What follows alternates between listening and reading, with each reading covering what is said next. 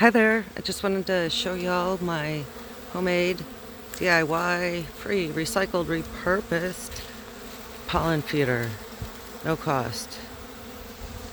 See, I've used a couple of different bottles here, and in both bottles I cut the bottom out, left the top hanging over a bit, and curled this part in to keep that in and make the rain flow over the top. You could see what a flurry of activity there is around these. And they also go all the way up and all the way down the tree, grooming themselves, in some cases their sisters.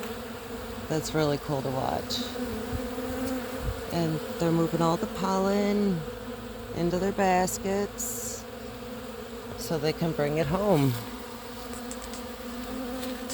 And it's not even sunny, and it's about 55 degrees, and they are just so excited by this.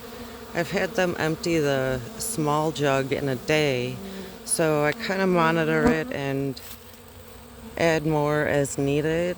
I probably wouldn't put this stuff back in the bucket if they don't take it, but they're also not going to take it if there's something better available. There's more grooming themselves, putting the pollen into their baskets. Aren't they sweet? Often when I'm this close, I have them land on my face. I'm not wearing any PPE right now, by the way.